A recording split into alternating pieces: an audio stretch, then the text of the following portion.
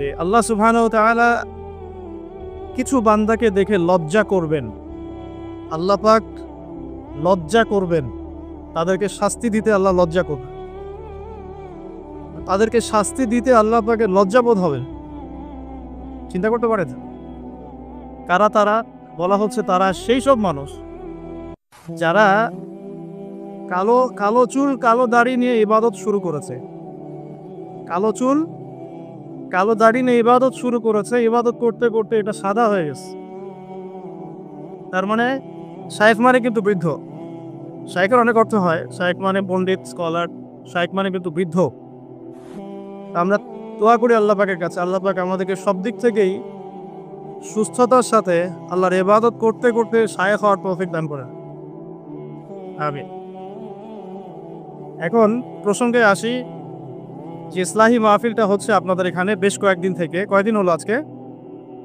পঞ্চম দিন, মাশাআল্লাহ। তো আমরা রবিউল আউয়াল মাসে আছি, সিরাতের মাহফিল হচ্ছে। এটা আমার জন্য খুবই আনন্দের, কারণ সিরাত কেন্দ্রিক দীর্ঘমেয়াদী কিছু কাজ করার পরিকল্পনা আছে ইনশাআল্লাহ। যতই সিরাত পড়ি ততই মনে হয় যে এই সিরাতের আলোটাই মানুষের মধ্যে বেশি ছড়ানো দরকার। কোরআনের তিলাওয়াত, কোরআনের ভাষা, কোরআনের ব্যাকরণ, কোরআনের তর্জমা, এইগুলো যদি ছড়ানো যায় আমাদের এই বাংলার মানুষের মধ্যে, ইনশাআল্লাহ একদিন না একদিন দিন কায়েম হবে ইনশাআল্লাহ। না ছড়ানো পর্যন্ত হবে না, যতই শোডাউন করি না কেন লাভ নাই। হার্ট টু হার্ট কোরআন থাকতে হবে, অ্যাটলিস্ট কোরআন আমরা পড়ে বুঝতে পারি, এই পর্যায়ে যেতে হবে। আমরা মক্তব করছি, মাশাআল্লাহ, অনেকেই মক্তব নিয়ে খেদমত করছেন, কিন্তু ওরা যখন আবার স্কুলে ভর্তি হচ্ছে তারা কোরআন হারিয়ে ফেলছে, আবার কলেজে পড়তে যাচ্ছে সেখানে কোরআন থেকে তারা সরে যাচ্ছে। শুধু মক্তব না, আমাদের দরকার ইসলামিক বিশ্ববিদ্যালয়, আমাদের দরকার শহরে শহরে ইসলামিক বিশ্ববিদ্যালয়। এবং জেনারেল শিক্ষিত মানুষের সংখ্যা বাংলাদেশে প্রায় 70%, আরও বেশি হবে, আমি কম করে বললাম। আমরা 20-30% মানুষ মসজিদ, মাদ্রাসা, তালিবুল ইলম, তালাবুল ইলম, আল মুজাহাদা ফি তরিকুল ইলম, এগুলোর সাথে আছি। বাকি 70% একটা হিউজ কমিউনিটি আমরা মসজিদ, মাদ্রাসা, শায়েখ, ওস্তাজ, তালাবুল ইলম এগুলো থেকে দূরে থাকি। এই 70% মানুষকে কিভাবে কোরআন শেখানো যায় এই ফিকিরটা করতে হবে, আল্লাহ পাক তৌফিক দেন। এই জন্য দরকার কোরআনিক কিছু কোর্সেস, কোরআনের দার্স, কোরআন শিক্ষার কার্যক্রম চালু করা।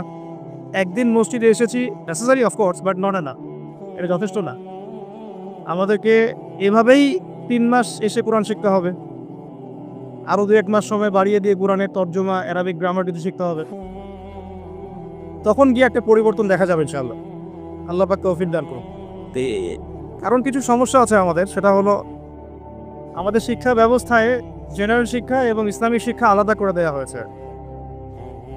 মালয়েশিয়ার মতো কান্ট্রি সব দিক থেকেই ডেভেলপ করেছে, তারা শুধু টলেস্ট বিল্ডিংই নির্মাণ করে নাই, তারা শিক্ষা ব্যবস্থায় এমন একটা নীতি চালু করেছে যে একজন কলেজ পড়ুয়া ছাত্র ইমামতি করতে পারে। ছোট থেকেই সে এভাবেই পড়াশোনা করে উঠে আসছে। এটা আমরা করতে পারতাম, এটা আমাদের যারা দায়িত্বশীল আছেন, শিক্ষা বিভাগে যারা আছেন, রাষ্ট্রে যারা আছেন, তারা করতে পারতেন এবং আপনাদের পারা উচিতও বটে। আর আজকে আমাকে টপিক দেওয়া হয়েছে নবী সাল্লাল্লাহু আলাইহি ওয়াসাল্লামের নেতৃত্বের গুণাবলী। এই টপিকটি এতই ক্রিটিক্যাল, ওনারা আমাকে বলেছেন 10টা থেকে 11টা পয়েন্টস আপনি বলেন। তা আমি শুধু গাড়িতে লিখতে লিখতে আসছিলাম, তো দেখলাম যে 18 থেকে 20টা হয়ে গেছে। এটা নিয়ে লিখতে থাকলে 50টার কম হবে না। নেতৃত্বের গুণাবলী, নবী সাল্লাল্লাহু আলাইহি ওয়াসাল্লাম কিভাবে তার নেশনকে লিড দিয়েছেন। লিডারশিপের প্রথম তার যে একটা ভিশন ছিল সেটা হলো সবাইকে শিক্ষিত করে তোলা। এমন একজন সাহাবী আপনি খুঁজে পাবেন না যিনি কোরআন এবং সুন্নাহর জ্ঞান জানেন না, একজন সাহাবীও নাই। এমনকি আবু সুফিয়ান রাদিয়াল্লাহু আনহু, যিনি একদম শেষে গিয়ে ইসলাম কবুল করেছেন, কখন? ওই যে মক্কা বিজয়ের আগে আগে, তিনিও শেষ বয়সে যখন রোমকদের সাথে যুদ্ধ করছিলেন, ইয়ারমুকের যুদ্ধ, সেই যুদ্ধে কিন্তু তার একটা বড় ভূমিকা ছিল, তিনি একটা বড় ভূমিকা রেখেছেন ইয়ারমুকের যুদ্ধে। মানে এক পর্যায়ে মুসলিমরা জিতে যাচ্ছিল, কিন্তু রোমকদের পাল্টা আক্রমণে মুসলিমরা ছত্রভঙ্গ হয়ে পড়ে এবং মুসলিমদের রমণীদের যে খেমা আছে, মানে তাঁবু, এই পর্যন্ত কুফার সৈন্যরা চলে আসছিল। এই সময় আবু সুফিয়ান রাদিয়াল্লাহু আনহু একটা জোরালো ভূমিকা রেখেছে এবং তার সাথে ছিলেন ইকরিমা বিন আবি জেহেল, আবু জেহেলের ছেলে ইকরিমা রাদিয়াল্লাহু আনহু। মানুষের লাইফটা আসলে কেমন, যার বাবা জাহান্নামী তার ছেলে জান্নাতে। আর ইকরিমা রাদিয়াল্লাহু আনহু বলছেন যে কাতালতু রাসূলুল্লাহি ফি কুল্লি মাউতিন, আমি সারা জীবন রাসূলের এগেইনস্টে যুদ্ধ করেছি, আর আজকে কে আছো আমার সাথে মৃত্যুর বায়াত করতে পারো, কে আছো আমার সাথে মৃত্যুর বায়াত করতে পারো। তারপর তিনি আগ্রাসী আক্রমণ চালিয়ে রোমকদের যে দুর্গগুলো, মানে শেল, ওদের তো যুদ্ধ নীতি খুব উন্নত ছিল, সেগুলো ভেদ করে সামনে চলে যান। এটা টার্নিং পয়েন্ট ছিল ইয়ারমুকের যুদ্ধে। আমি যেটা বলছিলাম, আমাদের টপিক ইয়ারমুকের যুদ্ধ না, যে আবু সুফিয়ান রাদিয়াল্লাহু আনহু শেষ বয়সে ইসলাম কবুল করার পরেও মসজিদে বসে বসে কান্নাকাটি করতেন আর বলতেন যে হাযা কালামু রাব্বি, হাযা কালামু রাব্বি, এটা আমার রবের কালাম, এটা আমার রবের কালাম। আপনি একজন সাহাবীও খুঁজে পাবেন না যিনি কোরআন এবং সুন্নাহর জ্ঞান থেকে দূরে ছিলেন। আমরা দুর্ভাগ্যজনক, এখন অনেক ইসলামের জন্য জীবন দিতে চাই, বাট কোরআন পড়তে জানি না। আমার কথা মন খারাপ করে না, আমরা ইসলামের জন্য জীবন দিতে চাইছি, এই প্রেরণা আমাদের সবার মধ্যে একটু একটু কাজ করে, কম বেশি, কারো আবেগে, কারো বিবেকে, বেশিরভাগ মানুষের আবেগেই করে। তবে নবী সাল্লাল্লাহু আলাইহি ওয়াসাল্লাম আবেগী নবী ছিলেন না, তিনি খুবই ডিপ্লোম্যাটিক পারসন ছিলেন। তিনি বুঝে কাজ করতেন, কি করতে যাচ্ছি, কেন করতে যাচ্ছি, আমরা ওদিকে আসছি ইনশাআল্লাহ। তো প্রথম পয়েন্টটা টাচ করতে চাই, শিক্ষার মধ্যে কোরআন ঢোকাতে হবে। এখন যারা আমরা শিখতে পারি না এই দীর্ঘদিন, আমরা কি করব? এই 60-70% জেনারেল কমিউনিটির জন্য কোরআন শিক্ষার কার্যক্রম চালু করব ইনশাআল্লাহ। আপনাদের সার্বিক সহযোগিতা চাই এবং অংশগ্রহণ চাচ্ছি। কিছু কিছু নতুন নতুন কোর্সেস আসছে এখন, এগুলো দিয়ে মোটামুটি 6 মাসের মধ্যে কোরআনের বেসিক নলেজ শেখানো যায়, অ্যারাবিক গ্রামার শেখানো যায়। আমি এগুলো নিয়ে ঘাটাঘাটি করছি আলহামদুলিল্লাহ। এই কোরআনের মধ্যেই আলহামদুলিল্লাহ মাত্র 200 থেকে 250টা মাসদার আছে, ফেল আছে, যেগুলো দিয়ে কোরআনের প্রায় 40,000 শব্দ তৈরি করা যায়। 40,000 শব্দ। আর এই কোরআনুল কারীমে মোট শব্দ আছে 78,000, প্রায় 78,000, এক্স্যাক্টলি 77,800টা, প্রায় 78,000। এই 78,000-এর মধ্যে 40,000 শব্দ আপনি মাত্র 250টা মাসদার থেকে বের করতে পারবেন। এগুলো ওলামায়ে কেরাম বুঝবেন আর কি, আমি জাস্ট টাচ করছি। মানে কোরআন নিয়ে অনেক থিসিস গবেষণা হচ্ছে, অনেক কোর্সেস লঞ্চ করা হচ্ছে। চেষ্টা করবো এগুলোকে বাংলা ভাষা অনুবাদ করে হলেও আপনাদের পর্যন্ত পৌঁছানোর, আল্লাহ পাক তৌফিক দান করুন। আরেকটা খেদমত দরকার, সিরাতের খেদমত। সিরাত প্রত্যেক যুবকের অন্তরে অন্তরে মুখস্থ থাকা চাই। সিরাতের খেদমত শুনেই আমার ভালো লাগছে, যেখানে সিরাতুন নবী সাল্লাল্লাহু আলাইহি ওয়াসাল্লাম কেন্দ্রিক আমরা আলোচনা করছি। সিরাত এত চমৎকার, এত গভীর, এত মানে ইমোশনাল। সিরাত পড়ে যদি কেউ উমরাহ করে এবং রাসূল সাল্লাল্লাহু আলাইহি ওয়াসাল্লামের রওজা জিয়ারত করে, সে যে আবেগ অনুভূতি আর ফিলিংসটা পাবে, সিরাত না পড়া মানুষ সেটা পাবে না। সিরাত পড়ে যদি আপনি সিরাতের সাথে সংশ্লিষ্ট স্থানগুলো জিয়ারা করেন, তাহলে যে ফিলিংসটা পাবেন সিরাত না পড়ে পাবেন। আর কোরআন এবং সুন্নাহর, কোরআনের আয়াতগুলো এবং হাদিসগুলো কোনটা কোন প্রেক্ষাপটে কখন কিভাবে নাজিল হয়েছে, এটা বোঝার জন্য সিরাত লাগবে। আদারওয়াইজ আমরা কোরআন সুন্নাহ হাতে নিয়েও বিভ্রান্ত হতে পারি। সিরাত একটা উপন্যাস, একজন মহামানবের উপন্যাস, যে উপন্যাসটা তিনি নিজ হাতে লিখেন নাই, লিখেছেন আল্লাহ রাব্বুল আলামিন। সিরাত একটা উপন্যাস, এটা সেই ব্যক্তি লিখেননি যাকে নিয়ে সিরাত, বরং এটা লিখেছেন তার রব আল্লাহ রাব্বুল আলামিন। সিরাতুন নবী সাল্লাল্লাহু আলাইহি ওয়াসাল্লাম। তো সিরাতের অনেক পার্ট আছে, সিরাত এবং দাওয়াত, সিরাতের আলোকে দিন কায়েম, সিরাতের আলোকে সুন্নাহ, সিরাতের আলোকে আসবাবুন নুজুল, অনেক পার্ট হতে পারে। সিরাতের আলোকে গাজওয়া, সিরাতের আলোকে সারিয়া, সিরাতের আলোকে জিহাদ, সিরাতের আলোকে দাওয়াত, অনেক কিছু হতে পারে। তো আমরা চাচ্ছি সিরাতের একটা প্যানেল তৈরি করতে, মানে সিরাত বিশেষজ্ঞ প্যানেল। এখান থেকে অনেক ভালো ভালো, অনেক বড় বড় ওলামায়ে কেরাম এবং অনেক ভালো ভালো তলেবে ইলম উঠে আসবেন, যাদেরকে নিয়ে একটা প্যানেল করা যায়, করে সিরাতের ছোট থেকে ছোট, বড় থেকে বড় বিষয়গুলোকে নিয়ে আলাদা আলাদা করে আমরা দার্স রেডি করতে পারি। সিরাতের উপরেই দেখা গেল 50টা দার্স, ঠিক আছে? তো আমার নিয়ত আছে, আপনারা দোয়া করবেন আল্লাহ পাক যেন তৌফিক দান করে। এবং সিরাত নিয়ে কাজ করতে ইচ্ছুক এমন যুবক ভাই বা যারা তালেবে ইলম আছেন বা যারা এখনো পড়াশোনা করছেন বা ওলামায়ে কেরাম যদি এগিয়ে আসেন, পরামর্শ দেন, আমি খুব উপকৃত হব। আল্লাহ পাক তৌফিক দান করুন। একটা কোরআন, একটা সিরাত। আরেকটা দরকার হলো তাজকিয়া। এটা কি? আমি সুন্নাহ না বলে তাজকিয়া শব্দটা বলেছি এই কারণে, অনেকে আমরা সুন্নাহর উপর আমল করি বাট তাজকিয়া নাই। অনেকে সুন্নাহর উপর আমল করি, দাড়ি রেখেছি, টুপি পরছি, পাগড়ি পরছি, আমরা এমন কোনো সুন্নাহ নাই, আমলে বাদ দিচ্ছি এমন কোনো সুন্নাহ নাই। 2 রাকাত তাহিয়াতুল মসজিদ পড়ছি, তাহিয়াতুল ওযু পড়ছি, বাট তাজকিয়া নাই। তাজকিয়া কি? আত্মশুদ্ধি। তাজকিয়া মানে কি? আত্মশুদ্ধি। আর তাজকিয়া যে আমাদের নাই এটা বোঝার জন্য অনলাইন যথেষ্ট। অনলাইনে ফেসবুকে ঢুকলেই বোঝা যায় আমাদের তাজকিয়ার কি অবস্থা। এখানে অনেক সময় একজন আলেম আরেকজন আলেমকে যে ভাষায় গালি দিচ্ছেন, তাতে আপনারা পরকালে আল্লাহর কাছে কি জবাব দিবেন সেটা চিন্তা করতে হবে। তাজকিয়ার সাথে এগুলোর কি সম্পর্ক? বাবা মা ভাই বোন জ্ঞাতি গোষ্ঠী তুলে গালি দিয়ে ধুয়ে দিচ্ছে। তো যদি ওলামায়ে কেরামদের কেউ এই কাজগুলো করে থাকেন, তাহলে সাধারণ জনগণ কি করবে? কাদেরকে দেখে তারা শিখবে ইসলাম? ইস্যু পাগল হয়ে গেছে আমরা। মন চাইলে একটা কমেন্ট করে দিলাম, মন চাইলে একটা গালি দিয়ে দিলাম, মন চাইলে একটা শেয়ার দিয়ে দিলাম। এটার পরিপ্রেক্ষিতে উম্মার মধ্যে যে বিভক্তি বাড়ছে এবং প্র্যাকটিসিং মুসলিমদের সম্পর্কে জেনারেলদের যে একটা বিরূপ ধারণা সৃষ্টি হচ্ছে। আর যারা ইসলামের দিকে আসতে চায়, ওরাও আসার আগে আবার চিন্তা করছে 10 বার যে বাবা যাবো কি যাবো। আমাদের চরিত্র পরিশুদ্ধ করতে হলে তাজকিয়া দরকার। তাজকিয়া মানেটা কি? অনেকে এটাকে সুফিজমের সাথে সম্পৃক্ত করে দেয়। সুফিজম, তাজকিয়া এগুলো ইসলামের কোনো শত্রু হয় না। এটা মানুষকে আধ্যাত্মিকত্ব শেখায়, বরং সুন্নাহর উপর আমল করার একটা প্রেরণা তৈরি করে এবং মনটাকে পরিশুদ্ধ করে। ধরেন আমি সারাদিন অনেক সুন্নাহর উপর আমল করছি, কিন্তু আমার এক ভাইকে আমি হিংসা করি। আর হিংসা এখনকার অনলাইনের জগতে ফরজ।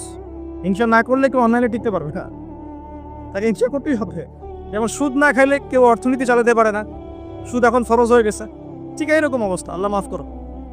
তো আমি যদি সুন্নাহর উপর আমল করি কিন্তু আপনাকে হিংসা করি, তাহলে লাইলাতুল বারার মতো রাত্রেও আমি ক্ষমা পাচ্ছি না। আল্লাহ পাক বলছেন সবাইকে আল্লাহ মাফ করে দিচ্ছেন এই হিংসুদ ব্যতীত। তাহলে তাজকিয়া কি? আত্মশুদ্ধি। এটা আজকে টপিক না, আমি বলছি 3টা জায়গায় ফোকাস করতে হবে খুব বেশি। কোরআনের শিক্ষা স্পেশালি জেনারেলদের মধ্যে, কারণ মক্তব মাদ্রাসা শেখানো হচ্ছে বাট জেনারেলরা পাচ্ছেন। এবং শিক্ষাটাকে সহজ করে দেওয়া, সহজলভ্য করা, সহজ করা, যাতে ঘরে ঘরে হার্ট টু হার্ট আমরা কোরআনটা পৌঁছাতে পারি। শুধু তিলাওয়াত নয়, তিলাওয়াতের সাথে অবশ্যই অর্থ বোঝা। শুধু তেলাওয়াত করলে অবশ্যই নেকি পাবেন আপনি, প্রত্যেক হরফে 10 নেকি করে, কিন্তু এটাতে কোরআনের হক পরিপূর্ণ আদায় হয় না। কোরআনের মূল মেসেজটা আমরা পাচ্ছি না। আর 2 নম্বর হচ্ছে সিরাতের শিক্ষা, সিরাতের ব্যাপক প্রচার প্রসার।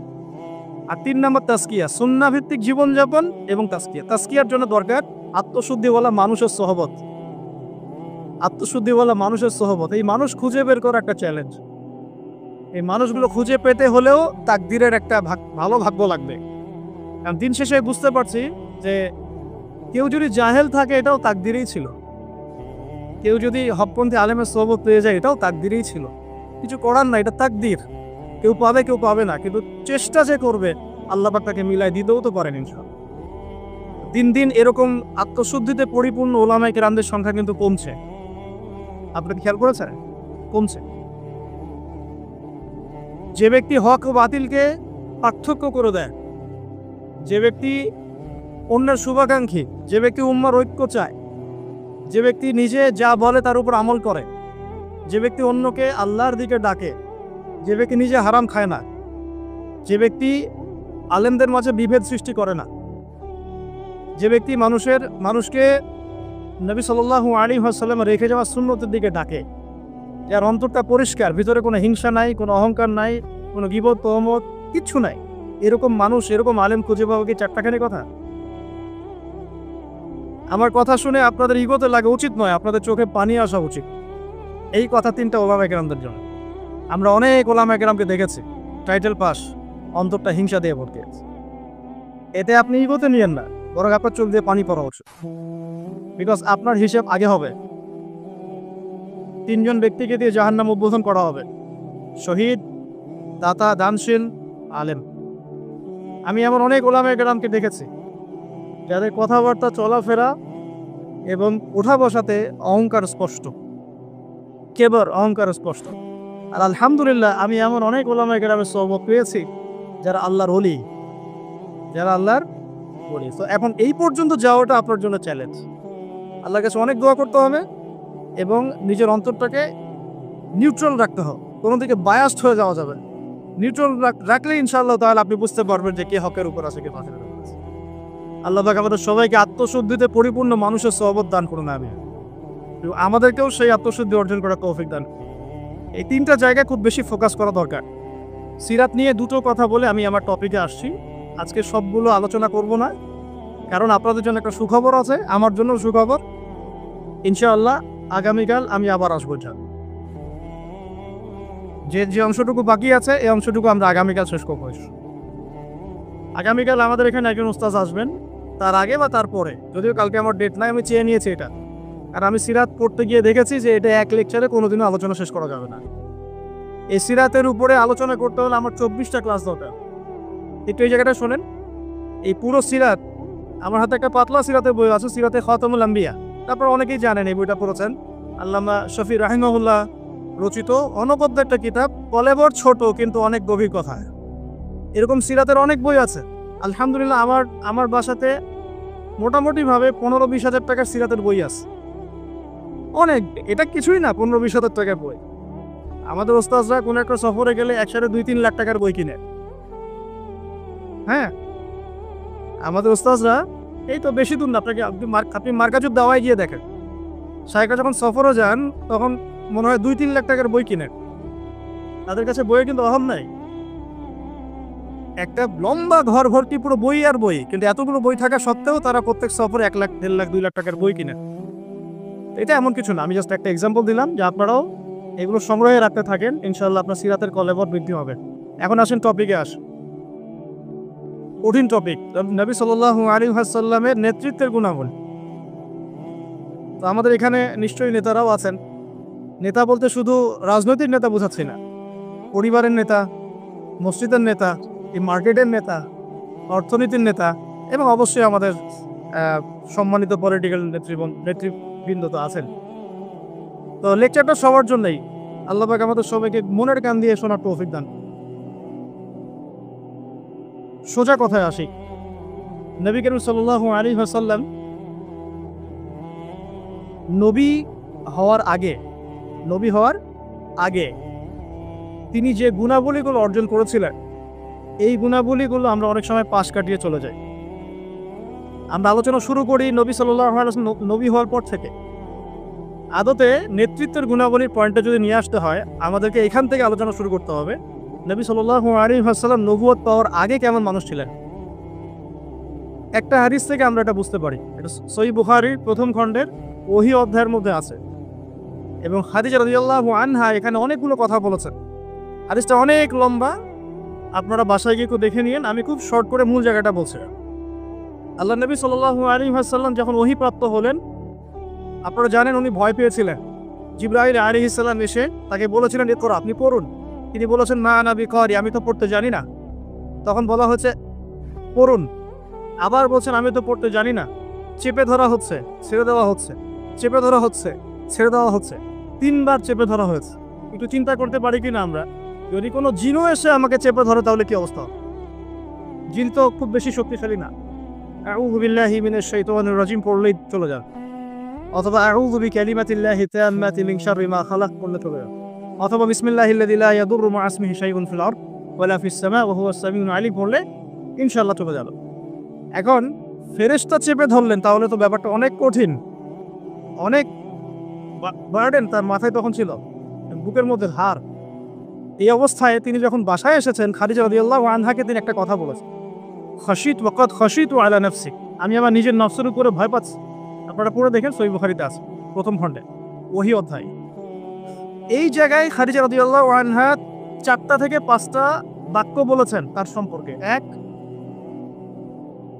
আপনি এতিমের দেখাশোনা করেন। 1, আপনি বিধবাদের খোঁজ খবর নেন। আপনি মুসাফিরদের খাবার দেন, হ্যাঁ, আপনি অসহায়ের পাশে দাঁড়া, আল্লাহ রাব্বুল আলামিন আপনাকে ধ্বংস করবেন না ইনশাআল্লাহ। তিনি কিন্তু নবী এইমাত্র হলেন, আর এই কথাগুলো নবুয়তের আগের চারিত্রিক বৈশিষ্ট্য ব্যাখ্যা করছে। নবী সাল্লাল্লাহু আলাইহি ওয়াসাল্লামের বয়স তখন 40, বিয়ে হয়েছে 25-এ। 25 থেকে 40 কত হলো? 15 বছর। এই 15 বছরে খাদিজা রাদিয়াল্লাহু আনহা দেখেছেন নবী সাল্লাল্লাহু আলাইহি ওয়াসাল্লাম মিসকিনদের পাশে থাকেন, তিনি এতিমের দেখাশোনা করেন, তিনি বিধবাদের খোঁজ খবর নেন, মুসাফিরদের অন্নদান করেন, মিসকিনদের পাশে থাকেন। মানে তিনি কারোর প্রতি জুলুম করেন না, তিনি খুবই মানবিক একজন মানুষ এবং তার চারিত্রিক বৈশিষ্ট্য অনন্য সুন্দর। ইনশাআল্লাহ আল্লাহ আপনার কোনো ক্ষতি করবেন না, এটা তার স্ত্রী তাকে বুস্ট আপ করলে পেছন থেকে। এখন নবুয়তের আগের এই গুণাবলীগুলো কি আমরা অর্জন করতে পেরেছি? নবুয়তের আগের এই চারিত্রিক গুণাবলীগুলোই কি আমাদের নেতৃবৃন্দের মধ্যে আছে কিনা? নেতৃবৃন্দ বলতে আমরা সবাই বোঝাচ্ছি মনে করেন, আমাদের মধ্যে আছে কিনা? আমরা সবাই কোনো না কোনো জায়গায় দায়িত্বশীল, বাড়ির বা মসজিদের বা ব্যাংকের বা অর্থনীতির বা রাজনীতির। এখন এই যে এতিমের দেখাশোনা করা, বিধবাদের পাশে থাকা, মিসকিনদের খোঁজখবর নেওয়া, মুসাফিরদের অন্ন দেওয়া এবং দুর্বলদের সাহায্য করা, এটা আমাদের মধ্যে আছে কিনা? নবী তিনি এখনো হন নাই, কেবল হলেন। নবুয়তের আগের গুণাবলী নবীজি বলছেন, ইন্নামা বুইসতু লিউতাম্মিমা মাকারিমাল আখলাক, আমি উত্তম চরিত্রকে পূর্ণতা দেওয়ার জন্যই প্রেরিত হয়েছে। বাস্তবতা দেখেন, নবী হওয়ার আগে আমাদের নবী সাল্লাল্লাহু আলাইহি ওয়াসাল্লামের যে চারিত্রিক বৈশিষ্ট্যগুলো ছিল, আমরা হতভাগা উম্মাহ, আমরা এখনও মুসলমান হয়েও, মুসলমান ঘরে জন্ম নিয়েও, কোরআন হাতে পেয়েও, হাদিস হাতে পেয়েও সেই গুণাবলী অর্জন করতে পারি। অগণিত মুসলমান জিনা করে, অগণিত মুসলমান সুদ খায়, অগণিত মুসলমান ঘুষ খায়, অগণিত নেতৃবৃন্দ দুর্নীতি করেন। সবার কথাই বলছে, আমরাও দুর্নীতি করি। যেমন আমরা যে লেকচার দিতে বসেছি, আমি যদি আমার হক আদায় না করি, এটাও আমার ইলমের উপর দুর্নীতি হবে কি না? আর আমাকে যদি কোনো প্রশ্ন করেন যে প্যালেস্টাইন এমন যে ইস্যু চলছে, এটার কি জবাব হবে, আর আমি যদি আমার স্বার্থ চিন্তা করে পাশ কাটিয়ে ডানে বামে অ্যান্সার দিই, দুর্নীতি করলাম ইলমের সাথে। তো দেখুন নবী সাল্লাল্লাহু আলাইহি ওয়াসাল্লাম এই গুণাবলীগুলো আছে কিনা? আমরা সুদ খাচ্ছি, আমরা জিনা করছি। আপনি 5% মানুষ খুঁজে পাবেন না এখন যারা সুদ খায় না। কোনো না কোনোভাবে আমরা রিবার সাথে জড়িত। আর যারা ইকোনমিক্স নিয়ে পড়াশোনা করেন, ওই আলেমদেরকে জিজ্ঞাসা করবেন। যারা ইকোনমিক্স নিয়ে পড়াশোনা করেছেন এমন আলেমকে জিজ্ঞাসা করবেন পেপার মানি, ইলেকট্রনিক মানির মধ্যে রিবা আছে কি নাই। যাদের মধ্যে এই জ্ঞান নেই ওদেরকে জিজ্ঞাসা করে লাভ নাই, তারা বলবে খারেজি, তারা বলবে খারেজি হয়ে গেছে। সুবহানাল্লাহ। যাক, আমরা দোয়া করি আল্লাহ পাক তাদেরকে তাসকিয়া দান করে। হয়তোবা বোঝে না অথবা দুনিয়ার স্বার্থে কথা বলে। এখন আমরা জিনা করছি, উঠতে বসতে চলতে ফিরতে, বাসে, অটোতে, উবারে, এইখানে সবখানে। আমি বলেছি আমার আশঙ্কা, আমি ঢাকা শহরেরই বাসিন্দা, এখন তাকদীর আমাকে এখানেই মিলাই দিছে, কিভাবে জানি। আসলে আল্লাহ রাব্বুল আলামিন মানুষের কিভাবে পছন্দ করেন। আমি একসময় অহংকার করে 2 দিন বলেছিলাম, মনে হয় আমার মনে আছে, যে আমাকে ফ্রি একটা ফ্ল্যাট দিলেও ঢাকাতে আমি থাকবো না কখনো। এটা আমি বলেছিলাম আজকে থেকে 5 বছর আগে, 6 বছর আগে। আল্লাহ রাব্বুল আলামিন হয়তো এই কথাটা পছন্দ করেন, কারণ আল্লাহ পাক কারো কিবর, অহংকার, এরকম শক্ত কথা পছন্দ করেন না, মেবি, আল্লাহ ভালো জানেন। তো আল্লাহ পাক এইখানে আমাকে শ্বশুর বাড়ি দিয়ে দিস, থাকবে না মানে থাকতেই হবে।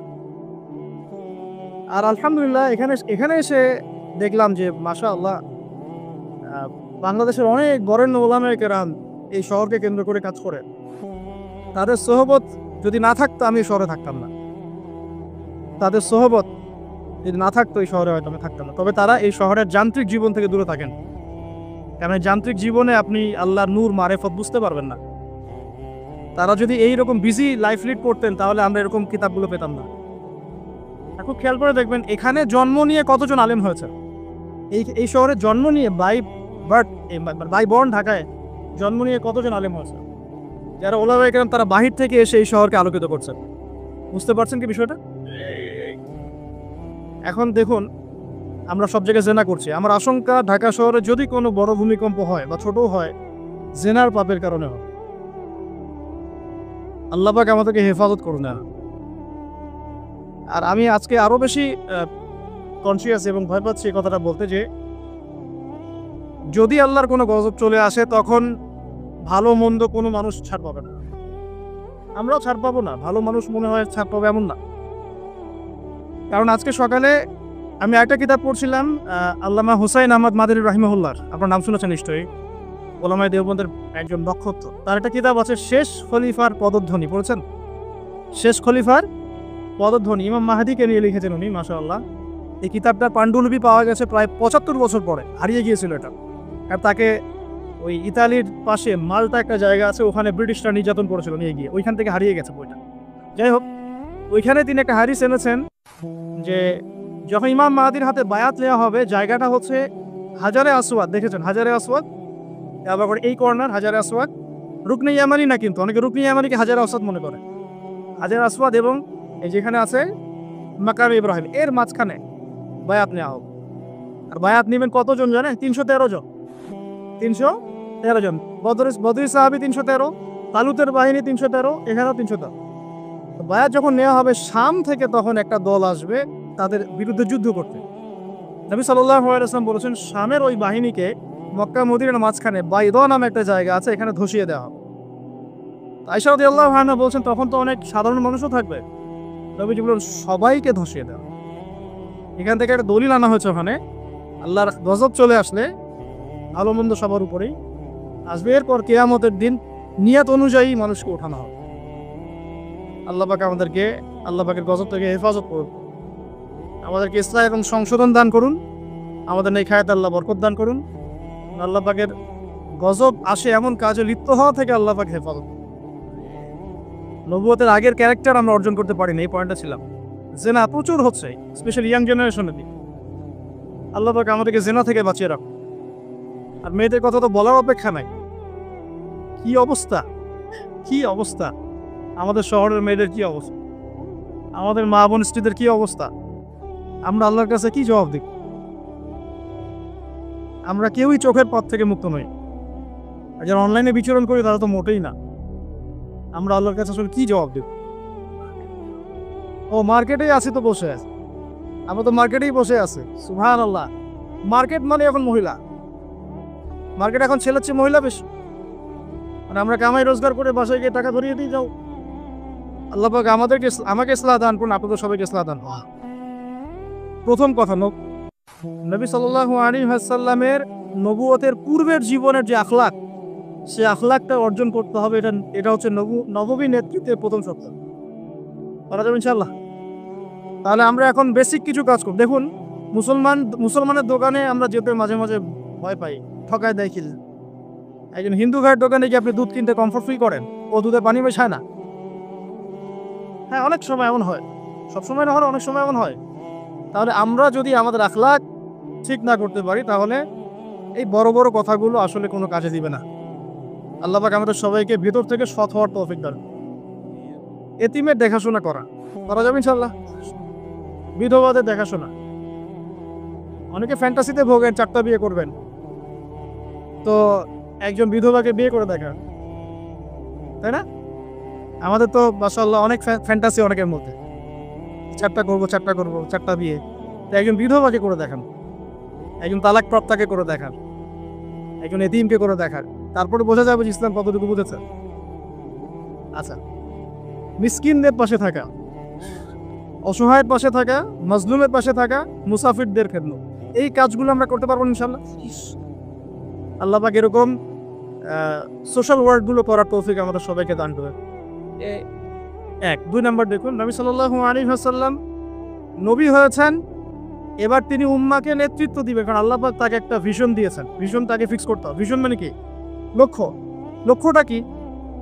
লক্ষ্যটা এক বাক্যে হচ্ছে আমি, আপনি, আমরা সবাই, নবী সাল্লাল্লাহু আলাইহি ওয়াসাল্লামের ক্ষেত্রে পুরো উম্মাহ, আমরা যেন দুনিয়াতেও সফল হই, পরকালে জান্নাতে যাই। বাস, সিম্পল।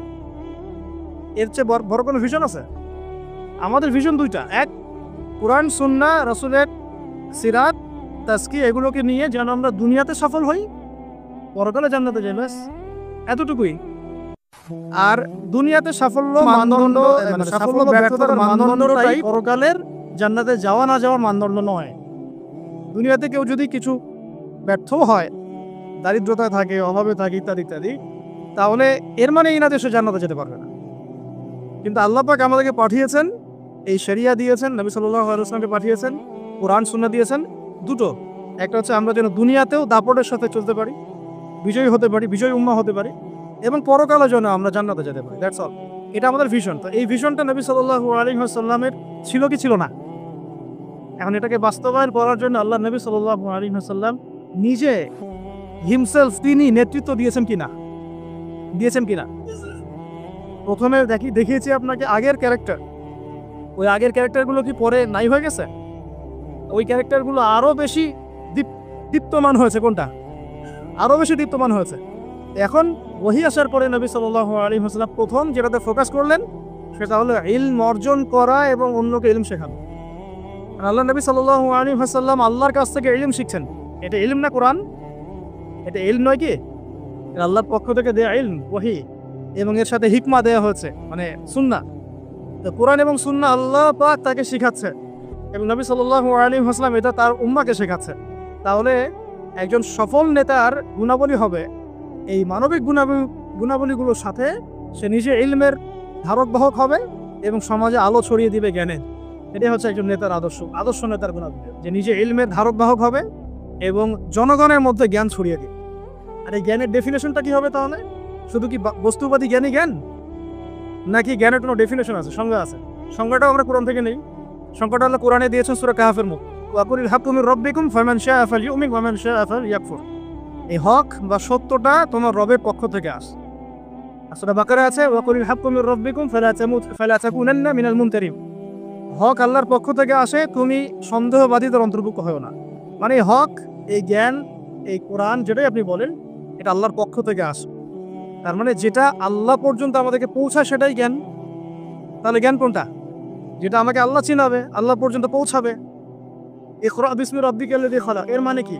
পড়ুন আপনার রবের নামে যিনি আপনাকে সৃষ্টি করেছেন। মানে যে জ্ঞান আপনাকে আপনার স্রষ্টা পর্যন্ত পৌঁছায়, এটাই জ্ঞান। আর যেটা আমাদেরকে ওখান থেকে দূরে সরায় দেয় সেটা কি জ্ঞান? এখন মূল জ্ঞান তাহলে কি? কোরআন এবং সুন্নাহ। এটা আল্লাহ পাকের ওহীটাই মূল জ্ঞান। এর সাথে প্রাসঙ্গিক উপকারী যে কোনো ইলম চর্চা করা যাবে, হোক সেটা মেডিকেল সায়েন্স, ইঞ্জিনিয়ারিং, দর্শন, রসায়ন, পদার্থ, সাহিত্য, সবই চর্চা করা যাবে, যতক্ষণ না সেটা কোরআন সুন্নাহর যে মূল ধারা, মূল নীতি এর সাথে সাংঘর্ষিক হয়। আমার কথা কি বুঝতে একটু কষ্টকর হচ্ছে? যতক্ষণ পর্যন্ত কোরআন এবং সুন্নাহর মূল ধারার সাথে, মূল নীতির সাথে এই জ্ঞানগুলো কন্ট্রাডিক্টরি না হবে, ততক্ষণ পর্যন্ত এটা চর্চা করা যাবে। এখন আমরা নেশন ওয়াইজ দেখেন, আমরা কি আসলে কোরআন এবং সুন্নাহর জ্ঞানটা প্রমোট করছি, না অন্য বস্তুবাদী জ্ঞানটা প্রমোট করছি? আর নবী সাল্লাল্লাহু আলাইহি ওয়াসাল্লাম কি করেছেন? তিনি কি বস্তুবাদী জ্ঞানটাকে প্রমোট করেছেন বেশি, নাকি কোরআন সুন্নাহর জ্ঞানটাকে বেশি করেন? একজন সফল নেতার, সফল নেতৃত্বের প্রথম কাজ নিজে জ্ঞানের ধারক বাহক হওয়া এবং জনসাধারণ অনুসারীদের মধ্যে জ্ঞানের বিপ্লব ছড়িয়ে দেওয়া। ঠিক আছে ভাই? দুইটা পয়েন্ট পেলাম। এখন আপনি খেয়াল করে দেখেন, নবী সাল্লাল্লাহু আলাইহি ওয়াসাল্লাম নিজে তো এই পুরো মহাবিশ্বের, মানে আল্লাহ রাব্বুল আলামিনের বান্দাদের মধ্যে সবচেয়ে জ্ঞানী মানুষ, এবং তার অনুসারীদেরকে আপনি দেখেন, একজন অনুসারী খুঁজে পাবেন না যিনি অন্ধ আছে, নাই। বরং তারা শতাব্দীর পর শতাব্দী তাদের আলোর দুটি ছড়িয়ে আমাদের পর্যন্ত জ্ঞানটা পৌঁছে দিলেন। এই জ্ঞান কি মরে গেছে না এখনো জীবিত? এই হলো জ্ঞান। তাহলে আমরা যদি সফল নেতা হতে চাই, সফল নেতৃত্বের দাবি করি, তাহলে অবশ্যই আমাদেরকে জ্ঞানতাত্ত্বিক বিপ্লব সংঘটিত করতে হবে। এটার জন্য শুধুমাত্র বস্তুবাদী জ্ঞান যথেষ্ট নয়। যতক্ষণ না আমরা জেনারেল শিক্ষা, ইসলামিক শিক্ষাকে একত্রিত করে একটা নতুন কিছু করছি, ততক্ষণ পর্যন্ত এই জাতির, এই আমরা যারা স্বপ্ন দেখি যুবক যুবতী সোনামণিদেরকে নিয়ে, এটা বাস্তবায়িত হবে না। এটা বাস্তবায়িত হবে না। আমরা একটা জিনিস লক্ষ্য করছি, দেখুন, এটা একটা নেগেটিভ বিষয়। এটা ইগোতে নিয়ে না, ভাবতে হবে বিষয়গুলো নিয়ে। ইগোতে নিয়ে নেওয়া যাবে না, কথা শুনলেই ভাবতে হবে। আমরা অনেকেই সমাজটাকে বিভক্ত করে ফেলছি। এমনি বিভক্তটা করছি আমরা কিছু দাড়ি টুপিওয়ালা মানুষ। এটা আমি নিজেও ফেস করেছি। একটু মসজিদে আছি আমরা, আদব রক্ষা করো, কিছু দাড়ি টুপিওয়ালা মানুষ। আমরা সমাজটাকে এভাবে বিভক্ত করেছি, তোমরা জেনারেল, আমরা আলেম। তোমরা জেনারেল, তো you have come from general background, আর আমরা এসেছি ফ্রম মাদ্রাসা ব্যাকগ্রাউন্ড। এভাবে অনেক সময় আমরা সমাজটাকে বিভক্ত করে ফেলছি। এটাতে কি হচ্ছে? জেনারেল আর এটা কন্ট্রাডিক্টরি সৃষ্টি হচ্ছে, কনফ্লিক্ট তৈরি হচ্ছে একটা। এভাবে ডিল করা, ট্রিট করাটা মনে হয় ঠিক হচ্ছে না। বরং আমাদের উচিত যারা জেনারেল লাইনে পড়াশোনা করেছে দীর্ঘদিন, তাদেরকে একটু বুকে টেনে নাও। আদারওয়াইজ আপনি তাদেরকে দিন ওইভাবে শেখাতে পারবেন না। আর এটা তো অহংকার হয়ে যাবে তখন। যে আমি মাদ্রাসা ব্যাকগ্রাউন্ড থেকে আসছি, তুমি জেনারেল ব্যাকগ্রাউন্ড থেকে আসছো, তুমি কি জানো? তুমি তো জানো না সামি আল্লাহু এর পরে পেশ দিতে হয়, মানে আমরা এটাও জানি না কোথায় পেশ দিতে হয়। এভাবে এভাবে আক্রমণ করা হচ্ছে যে ব্যাকরণে তো তুমি কিছুই জানো না। সামিআ আল্লাহু হু এর ওখানে পেশ দেওয়া লাগে, তুমি তো ব্যাকরণে কিছুই পড়ো নাই না হোসা। এত অহংকারী হলেন কিভাবে, এত হিংসা কেন? এইগুলো তো আমরা বক্তব্যে করেছি আজকে থেকে 30 বছর আগে, এবং আমাদেরকে শেখানো হয়েছে প্রত্যেকটা ওয়ার্ডের হক আদায় করে বলার জন্য, এক একটা ওয়ার্ড এক একটা শব্দের হক আদায় করে যেন উচ্চারণ করা।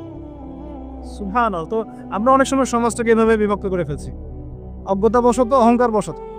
এতে করে হচ্ছে কি, অনেক সময় ইসলাম এবং জেনারেল ব্যাকগ্রাউন্ডের মানুষেরা তারা একে অপরের সাথে কনফ্লিক্ট হয়ে যাচ্ছে। তো আমাদের উচিত, আমার মনে হয় এটা নিয়ে ভাববেন আপনারা, আমাদের উচিত সবাইকে আগে কাছে টেনে নেওয়ার মানসিকতা তৈরি করা। এমন অনেক অনেক স্কলার আছেন যারা আগে ইঞ্জিনিয়ার হয়েছেন, পরে পীর হয়েছে, আগে ডক্টর ছিলেন, পরে উম্মার রাহাবার হয়েছে, আগে আগে একটা প্রফেশনে ছিলেন, পরে মাশাআল্লাহ উম্মার দায়ী হয়েছেন। এমন অনেক মানুষ আপনি পাবেন, এমন এমন অনেক খেদমত তাদের আছে যেটাকে এভাবে হেলায় ফেলে দেওয়া যাবে না।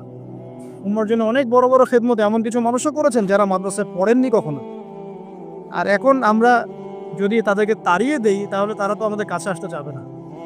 আল্লাহ পাক আমাদের সবাইকে নববী আখলাক অর্জন করার তৌফিক দান করুন। কতগুলো এই কথা না নিয়ে ভাবতে হবে যে আমরা এখানে 70% জেনারেলদেরকে কিভাবে আলাদা করে দিব কেন, আর বরং তাদের মধ্য থেকে ট্যালেন্টেড মানুষদেরকে নিয়ে কিন্তু আমাকে এই দেশটা করতে হবে। আমরা এই দেশে করে চিন্তা করি, যদি আমি কারো খেদমত ছোট করছি না, আমরা একটা কিছু মানুষের সমাজে কিছু মানুষ এই ভাইবটা ছড়ানোর চেষ্টা করছে।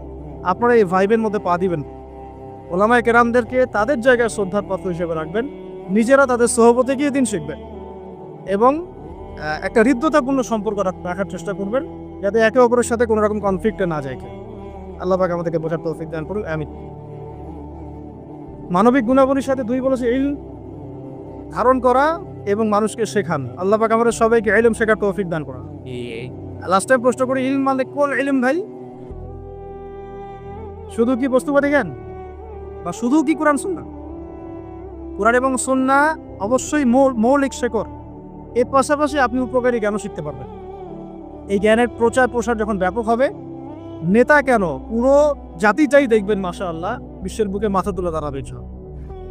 আল্লাহ পাক আমরা সবাইকে জ্ঞান অর্জন করার তৌফিক দান। 3 নম্বরে আসি।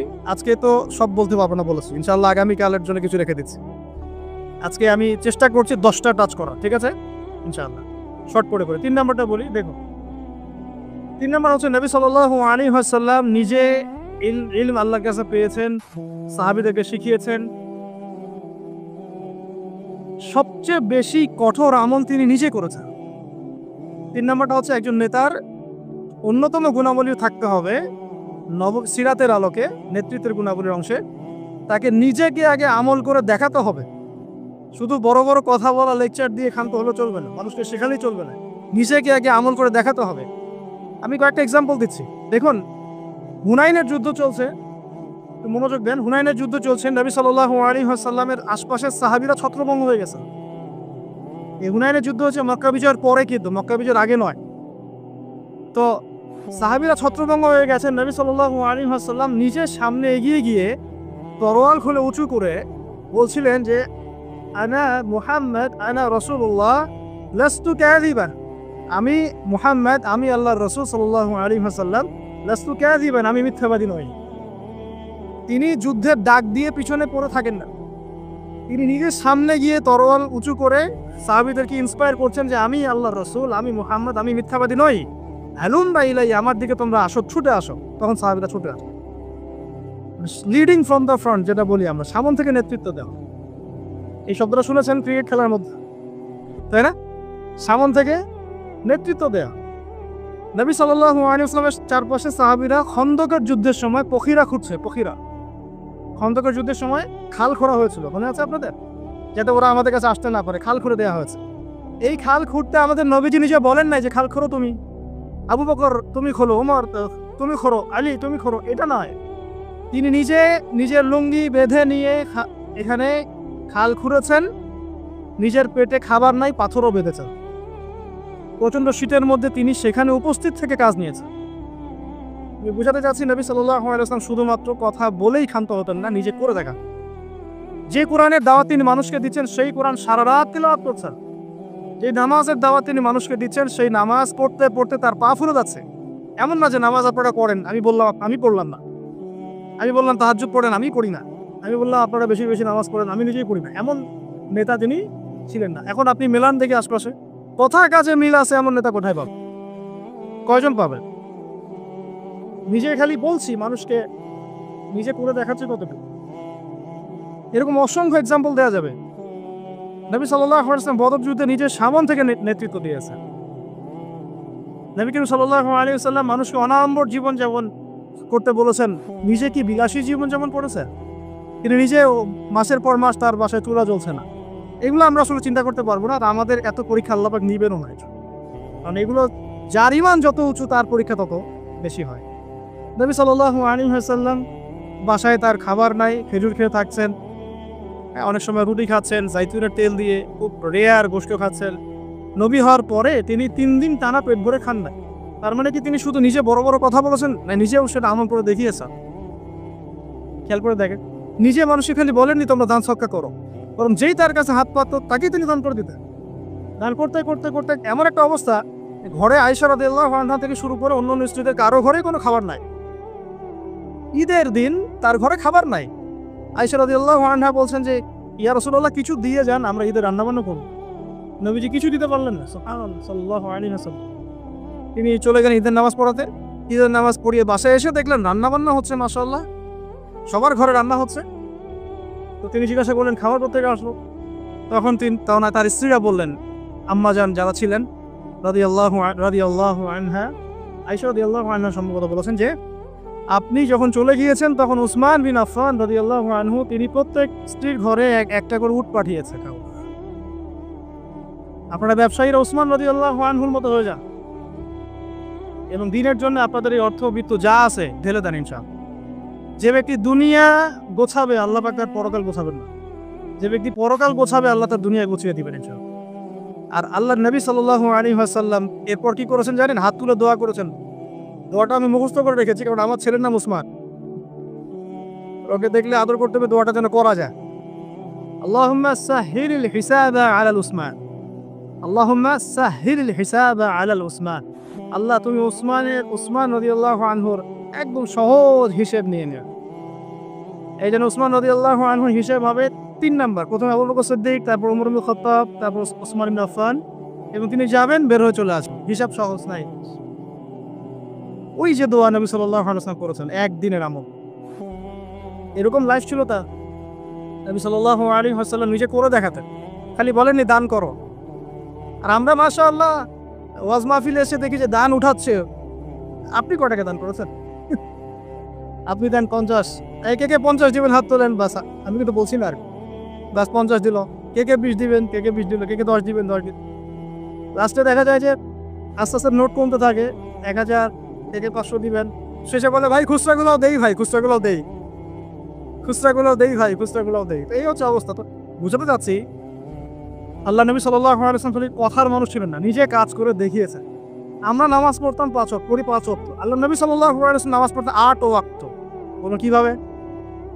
5 ওয়াক্ত সালাত, তাহাজ্জুদ, এটা একটা ওয়াক্ত ধরলাম আর কি। ইশরাক, চাশত, ইশরাক এবং চাশত, সালাতে দুহা, দেখ কয়টা হচ্ছে? 8টা হচ্ছে। এছাড়াও যখনই ওযু করতেন নামাজ পড়তেন, যখন সময় পেতেন নামাজ পড়তেন। তিলাওয়াত তিনি শুধু নিজেই করতেন এমন নয়, মানুষের তেলাওয়াত শুনতেন। আপনারা ওই হাদিস জানেন, তিরমিজিতে আছে, আব্দুল্লাহ ইবনে আব্বাস রাদিয়াল্লাহু আনহু তেলাওয়াত শুনতে শুনতে তার চোখ দিয়ে পানি হচ্ছে। তো বললে অনেক কথা বলা যাবে, মোট কথা হচ্ছে এমন একটা আমল নাই যেটা তিনি শুধু বলেছেন নিজে করেন। একদম তাসবিহ তাহলিল থেকে শুরু করে, জিকির আজকার থেকে শুরু করে জিহাদ দিন কায়েম পর্যন্ত শুধু বলেন নাই, করে দেখিয়েছেন। একটা আমলও তিনি শুধু বলেন নাই, করে দেখি। তার মানে আদর্শ নেতৃত্ব হতে হলে আমাদেরকে কথা শুধু বললেই হবে না, কাজ করে দেখাতে হবে। খালি বড় বড় গরম গরম রাজনৈতিক ভাষণ দিয়ে লাভ নাই, বরং কথা কাজ করে দেখাতে হবে। সমৃদ্ধি কাকে বলে, উন্নতি কাকে বলে, অগ্রগতি কাকে বলে, একটা নেশনের ডেভেলপমেন্ট কাকে বলে? শুধু মিলস, ইন্ডাস্ট্রিজ, ফ্যাক্টরিজ আর ফ্লাইওভার এগুলোর মানদণ্ড নয়। আপনি যদি ভুটানকে দেখেন, সেখানে এত এগুলো পাবেন না, আপনি ইন্ডাস্ট্রিয়াল রেভলিউশন পাবেন না, বাট তারা সুখী, হ্যাপি, তারা কেউ না খেয়ে মরে, হ্যাপি। আমরা অনেক বড় বড় কথা বলি, অনেক কিছু বলি, আমি ওগুলো নিয়ে কনফ্লিক্টেও যেতে চাই না, তর্ক করতে যাচ্ছি না। কিন্তু আপনারাও জানেন ভালো করে কথা কাজে মিল নাই। এবং সত্যি কথা এটাই যে আমরা যা বলছি তা আসলে করছি, আমরা খেয়ানত করছি। আল্লাহর কাছে জবাব দিতে হবে, আল্লাহর কাছে জবাব দিতেই হবে। যেই হোক না কেন উপরে, যেই আসুক না কেন, তাকেই আল্লাহ পাক জিজ্ঞাসা করবেন, পুরো নেশনের হিসেব তাকে দিতে হবে। এটা খুব ডিফিকাল্ট। আবু যর রাদিয়াল্লাহু আনহুকে নবীজি বলতেন, তুমি জীবনেও নেতৃত্ব চেয়ে নিও না, তোমাকে জোর করেও যদি দেওয়া হয়, তোমাকে এটা ছুরিবিহীন জবাই করে দেওয়া হয়েছে, তোমাকে ছুরিবিহীন জবাই করে দেওয়া হয়েছে। আমরা কত কত সমস্যা দেখবেন। এডুকেশন নিয়ে আপনাকে আল্লাহ পাক জিজ্ঞাসা করবেন, জাতিকে কি শিখিয়েছ, হ্যাঁ, ইসলামের খেদমত নিয়ে জিজ্ঞাসা করবেন, অর্থনীতি নিয়ে জিজ্ঞাসা করবেন, তোমার জাতিকে সুদমুক্ত করতে পেরেছিলে কিনা। আপনাকে আল্লাহ পাক জিজ্ঞাসা করেন প্রশাসনিক বিষয়গুলো নিয়ে, সততার সাথে প্রশাসন চালিয়েছ কিনা, না দুর্নীতি করেছ, কখনো ঘুষ খেয়েছিল কিনা, কখনো কি কলমের খোঁচায় কোনো মাজলুমকে শাস্তি দিয়েছ কিনা, কেউ জুলুম করে নাই তাকে শাস্তি দিয়েছ কিনা। এক একটা হিসেব না দিয়ে কেউ পার পাবে না। বিশ্বাস করেন, আমি যে এই যে উসমান রাদিয়াল্লাহু আনহু হিসেবে কথাটা বললাম না, তার আগেও দুটো লাইন আছে হাদিসের মধ্যে। আবু বকর রাদিয়াল্লাহু আনহুকে আল্লাহর নবীজি বলবেন, তুমি সামনে যাও। কারণ আল্লাহ নবী সাল্লাল্লাহু আলাইহি ওয়াসাল্লাম সিজদায় পড়ে থাকবেন, আল্লাহ পাক তাকে যে তাসবিহ শিক্ষা দিবেন ওই সময় তিনি সেটা পড়বেন। ওটা আগেও কাউকে শিক্ষা দেন নাই, পরেও কাউকে শিক্ষা দেন।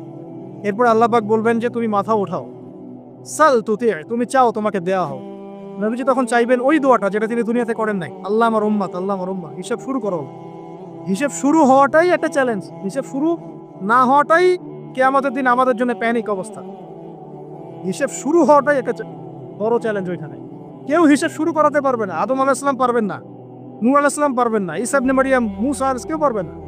পরে আমাদের নবী সাল্লাল্লাহু আলাইহি ওয়াসাল্লাম এভাবে আল্লাহকে রিকোয়েস্ট করবেন, আল্লাহ হিসাবটা অন্তত শুরু করুন, তোমার বান্দারা কষ্টে, আজকে কষ্টে জর্জরিত। আবু বকর রাদিয়াল্লাহু আনহুকে আল্লাহ নবী বলবেন সামনে যাও। তিনি যেতে যেতে কান্নাকাটি শুরু করে দেন, হাউ মাউ করে কান্নাকাটি শুরু করে দিন, ইয়া রাসূলুল্লাহ, আমি তো অনেক পর ইসলাম কবুল করেছি, সেই কত বছর বয়সে, আমি কিভাবে আগে হিসাব দিতে পারি। তো আল্লাহ রাব্বুল আলামিন তাকে রহমতের পর্দা দিয়ে ঢেকে নেবেন। এবং বলা হচ্ছে যে আমাদের মুমিনদের উপরে আমভাবে নূর এবং রহমত দেওয়া হবে, কিন্তু আবু বকর সিদ্দিক রাদিয়াল্লাহু আনহুকে খাসভাবে নূর আর রহমত দেওয়া হবে। কারণ আল্লাহ নবী সাল্লাল্লাহু আলাইহি ওয়াসাল্লামকে খাস সাহায্য করেছেন আবু বকর রাদিয়াল্লাহু। আবার উমর রাদিয়াল্লাহু আনহুর পালা আসবে, উমর ইবনে খাত্তাব একইভাবে কান্নাকাটি করবে এবং আল্লাহ রাব্বুল আলামিন তার নেকিগুলো দেখাবেন। নবী সাল্লাল্লাহু আলাইহি ওয়াসাল্লাম বলেছেন যে কেউ যদি আসমানের সমস্ত তারাকে একত্রিত করে, ওর মিসাল আর উমর ইবনে খাত্তাবের নেকির মিসাল হবে সব। এরপরে উসমান রাদিয়াল্লাহু আনহুর কথা তো বললামই।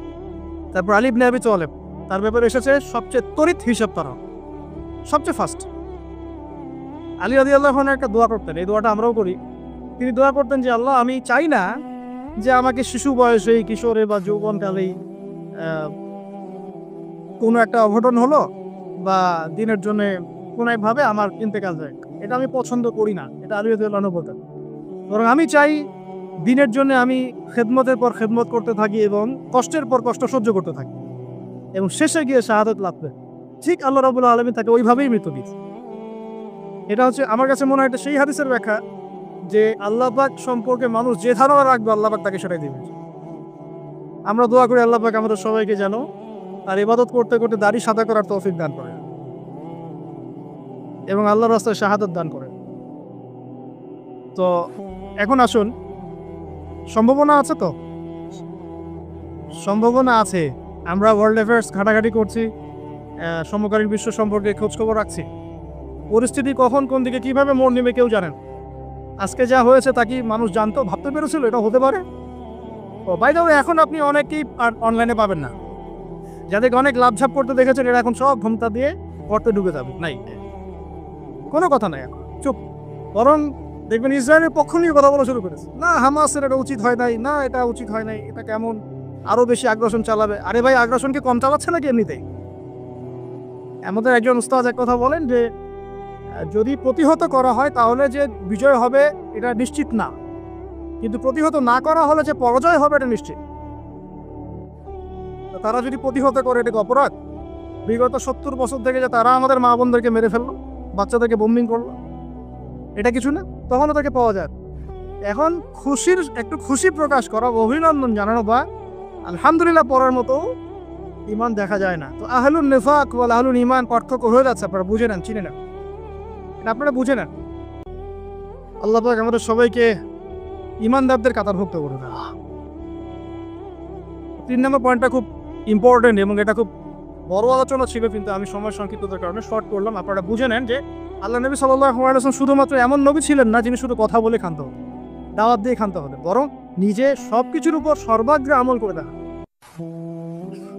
4, নবী সাল্লাল্লাহু আলাইহি ওয়াসাল্লাম তার অনুসারীদের কারো সাথে, আল্লাহ নবী সাল্লাল্লাহু আলাইহি ওয়াসাল্লাম তার অনুসারীদের কারো সাথে কখনো খারাপ ব্যবহার করতেন। মানে সূরা আল ইমরানে একটা আয়াত আছে, গাড়িতে আসতে আসতে ভাইয়ের সাথে আয়াতটা নিয়ে কথা হচ্ছিল, আপনারা পড়ে দেখবেন। সূরা আল ইমরানের একটা আয়াত আছে, ফাবিমা রাহমাতিন মিনাল্লাহি লিনতা লাহুম। এটা আল্লাহ পাকের রহমত যে তুমি তোমার অনুসারীদের সাহাবীদের প্রতি কোমল হয়েছো, দয়ালু হয়েছো। এমনিতেই তিনি রাহমাতাল লিল আলামিন, এমনিতেই তিনি সবার উপরই দয়া করেন। তার উপরে তার অনুসারী যখন, মানে সাহাবায়ে কেরাম, তার ফলোয়ার্স, তাদের প্রতি তিনি ছিলেন লিনতা লাহুম, খুবই নরম কোমল।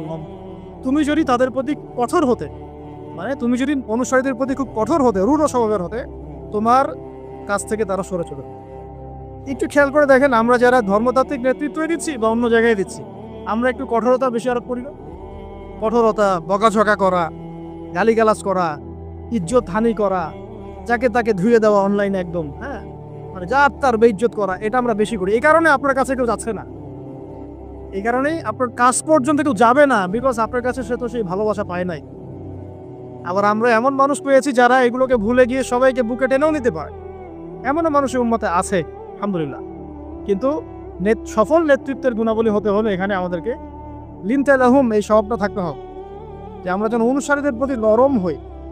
কারণ আমরা তো 1400 বছর পরের জেনারেশন, মানে আমাদের মধ্যে কেউই পিউরিফাইড না। আমাদের মধ্যে না সেই নববী যুগের কোনো নেতা আছে, আর না নববী যুগের কোনো অনুসারী আছে। তাহলে আমাদের ক্ষেত্রে কত সবরের দরকার সেটা আমাদেরকে ভাবতে হবে। তিনি ছিলেন নরম, কোমল, দয়ালু, এবং তিনি কাউকে কারোর সামনে বেইজ্জত করতেন না। আমি তো একটা মিসাল দিচ্ছি আপনাকে। একজন ব্যক্তি এসে মসজিদ ঢুকে বেদুইন, সে তো জানে না, কালচার্ড না, সে আনকালচার্ড, কারণ সে তো মরুভূমির ওই দূর প্রান্ত থেকে আসছে, সেখানে সেভাবেই করে ইস্তেঞ্জা। সে মসজিদের কর্নারে ইস্তেঞ্জা করে দিচ্ছে। আমাদের এখানে কেউ যদি মসজিদ ইস্তেঞ্জা করে, আপনি কি করবেন? স্বাভাবিক এই কাজই করবো আমরা। সাহাবীরা কিন্তু তেড়ে গিয়েছিলেন। তখন আল্লাহ নবী সাল্লাল্লাহু আলাইহি ওয়াসাল্লাম কি বলছেন? তিনি বলছেন, হে আমার সাহাবীরা, পানি নিয়ে এসে এখানে পানি দিয়ে দাও। এই যে সাহাবীরা, হে আমার সাহাবীরা, পানি এনে পানি দিয়ে দাও, এই সাহাবীদের মধ্যে কিন্তু আবু বকর, ওমর, ওসমান, আলী তারাও ছিলেন রাদিয়াল্লাহু আনহুম আজমাইন। একজন সাহাবীর এক পাল্লায় রাখা হলে আর এখনকার বিশ্বের সমস্ত মানুষকে আরেক পাল্লায় রাখা হলে আমরা কিন্তু মিলাতে পারবো না। সেই সাহাবী থেকে নবীজি বললেন পানি এনে পানি দিয়ে। এটাকে বলে টিচার, আদর্শ টিচার। আদর্শ টিচার কেমন হয়? এরপরে সেই বেদুইন হাত তুলে দোয়া করছে, আল্লাহ তুমি আমাকে মাফ করো আর মুহাম্মদকে মাফ করে দাও। ব্যাস, আল্লাহ তুমি আমাকে মাফ করো, মুহাম্মদকে মাফ, আর কাউকে না। তখন নবী সাল্লাল্লাহু আলাইহি ওয়াসাল্লাম গিয়ে বললেন, তুমি দোয়া কেন সংক্ষিপ্ত করলা, দোয়াকে প্রশস্ত করো। তারপর তিনি দোয়া করলেন, আল্লাহ আমাদের সবাইকে মাফ। মানে তার খারাপ লেগেছে, আমাকে এভাবে তেড়ে আসলো কেন। আর একদিন তিনি নামাজ পড়ছেন, পিছনে একজন সাহাবী নবী সাল্লাল্লাহু আলাইহি ওয়াসাল্লাম তিলাওয়াত করছেন, উনিও জোরে জোরে তিলাওয়াত করছেন। মানে আমরা পড়ি না আলহামদুলিল্লাহি রাব্বিল আলামিন, উনিও জোরে জোরে পড়া শুরু করেছেন। তো অনেকেই এটা দেখে খুব মানে বিব্রত, নামাজ শেষে তাকে ধরা হলে পড়তেছে কেন। তাহলে নবী সাল্লাল্লাহু আলাইহি ওয়াসাল্লাম গিয়ে শান্তভাবে বোঝালেন, দেখো নামাজটা হচ্ছে তাসবিহ, তাহলিল, তিলাওয়াত, রুকু, সিজদার সমন্বয়। এখানে আমরা জোরে জোরে কথা বলি না বা জোরে জোরে তিলাওয়াত করি। তখন তিনি বলেন, আমি আমার জীবনে এইরকম কোনো শিক্ষক দেখি না। নরম, কোমল। একজন ব্যক্তি আসছে, তাকে ঝাড়ফুঁক করবে, বললে অনেক সময় যাবে, কিতাবটা পড়েন। ঝাড়ফুঁক করবে মানে মানুষ বুঝিয়েছে যে নবী সাল্লাল্লাহু আলাইহি ওয়াসাল্লামকে জিন ধরেছে, নাউযুবিল্লাহ। তারা মনে করে আল্লাহ নবীর কাছে ওহী আসে না, তাকে জিন আসে, নাউযুবিল্লাহ। তো সে এসে ঝাড়ফুঁক করবে, তখন সামনে বসতে বলেছেন জিমাদ আল আজদি, তার নাম, অনেক দূর থেকে আসছেন তিনি। তখন নবী সাল্লাল্লাহু আলাইহি ওয়াসাল্লাম বলছেন, আচ্ছা বসুন, ঝাড়ফুঁক করতে আসছেন? হ্যাঁ। তো কথা শুরু করার আগে তিনি বলছেন, ইন্নাল হামদালিল্লাহ নাহমাদুহু ওয়া নাস্তাঈনুহু মান ইয়াহদিহিল্লাহু ফালা মুদিল্লা লাহু ওয়া মান ইউদ্লিল ফালা হাদিয়া লাহু ওয়া আশহাদু আল লা ইলাহা ইল্লাল্লাহ ওয়া আশহাদু আন্না মুহাম্মাদান আবদুহু ওয়া রাসূলুহু। এটা বললেন জিমাদ আল আজদি, তিনি বলছেন কি বললেন আরেকবার বলেন দেখি। এটা আরো একবার বললেন, কি বললেন আরেকবার বলেন দেখি, আরো একবার বললেন। তখন জিমাদ আল আজদি বলছেন যে আল্লাহর কসম, আমি তো এসেছিলাম আপনাকে ঝাড়ফুঁক করার জন্যে, কসম আল্লাহর, আপনি যে কথাগুলো বললেন মনে হচ্ছে এগুলো সাগরের গভীর থেকে উঠে আসছে। কারণ আমি জীবনে অনেক মানুষকে ঝাড়ফুঁক করেছি, অনেক পাগল সারিয়েছি, এরকম কালাম জীবনে আমি শুনি। মানুষ এভাবে ইসলাম পেয়েছে তার কাছ থেকে, এভাবে। সুবহানাল্লাহ। মানে এগুলো বলে আসলে ব্যাখ্যাও আমি করতে পারছি না। খালিদ বিন ওয়ালিদ রাদিয়াল্লাহু আনহু নাম শুনেছেন? ইসলামের এগেইনস্টে তিনি যুদ্ধ করেছেন, উহুদের যুদ্ধ, ইসলামের এগেইনস্ট। এবং উমরা, যে হুদায়বিয়ার পরের যে উমরা, তার আগ পর্যন্ত তিনি কিন্তু ইসলাম কবুল করেন নাই। উমরা করতে এসে নবী সাল্লাল্লাহু আলাইহি ওয়াসাল্লাম বলেছিলেন, একটা চিট করে লিখে দিয়েছেন, খালি একজনকে তার লিখিয়েছেন যে কতই না ভালো হতো যদি খালিদ তুমি ইসলাম কবুল করতে, এতটুকু। তার ভাই এই চিঠিটা তাকে পৌঁছে দিয়েছেন। এই একটা সেন্টেন্স খালিদ রাদিয়াল্লাহু আনহুর কলিজার মধ্যে এমন প্রভাব বিস্তার করেছে, নিজের পায়ে হেঁটে গিয়ে মদিনায় ইসলাম কবুল করেছে। আমর ইবনে আস রাদিয়াল্লাহু আনহু তিনিও তার সাথে ছিলেন। আর আমর ইবনে আস রাদিয়াল্লাহু আনহু যখন বলছেন যে ইয়া রাসূলুল্লাহ, আমরা ইসলাম কবুল করতে আসছি, আমরা অনেক গুনাহ করে ফেলেছি জীবনে আপনার বিরুদ্ধাচারণ করে, আল্লাহর কাছে দোয়া করেন আমাদেরকে যেন মাফ করে দেন। এইভাবে তার ব্যবহার দিয়ে, তার চরিত্র দিয়ে, তার নম্রতা দিয়ে মানুষ ইসলামের প্রতি আকৃষ্ট হয়েছে। আপনি আর আমি যদি আমাদের প্রেক্ষাপটের সাথে মেলাই, তাহলে কি দেখতে পাবো? সত্যি কি সেই চরিত্র আমাদের মধ্যে আছে, সেই নম্রতা, সেই বিনয়? আমরা তো একজন আরেকজনকে মানে যা ইচ্ছা তাই বোঝা, যা ইচ্ছা তাই, মানে বাবা মা ভাই বোন জ্ঞাতি গোষ্ঠী আত্মীয় স্বজন কিচ্ছু বাদ নাই, গালিগালাজ করে। এগুলো ফার্স্টে কি এই কারণেই তো দিন বিজয় হচ্ছে না। শুধুমাত্র আমাদের সাধারণ মানুষের কথা বাদ দেন, যারা দিনের রিপ্রেজেন্টেটিভ, এইসব চেয়ার আমরা বসি, আমরা একে অপরের সাথে যে বিহেভটা করি, এটা তো সাধারণ মানুষ জানে না। আমি জানি, আমি আবু তোহা আদনান জানি কি বিহেভ করা হয়, কিরকম বিহেভ এই পর্যন্ত আমাকে সহ্য করতে হয়েছে। আমি আসলে বলতে গেলে বেশি বলে ফেলবো, তখন আমার তাস্কিয়া নষ্ট হবে। এই জন্য আমি চুপ আছি, বলতে গেলে বেশি বলে ফেলতে পারি। এগুলো কোনোটাই নববী আখলাক না, এগুলো নববীতে আখলাক নাই। নবী সাল্লাল্লাহু আলাইহি ওয়াসাল্লামের সিরাত সুন্নাতের সাথে কোনো মিলন। এই কারণেই মানুষ দেখবেন আস্তে আস্তে কোনো কোনো ক্ষেত্রে আমাদের থেকে দূরে সরে যাচ্ছে। আর নবী সাল্লাল্লাহু আলাইহি ওয়াসাল্লাম অনুসারীদের প্রতি এত কোমল রহম ছিলেন, রহমদিল ছিলেন।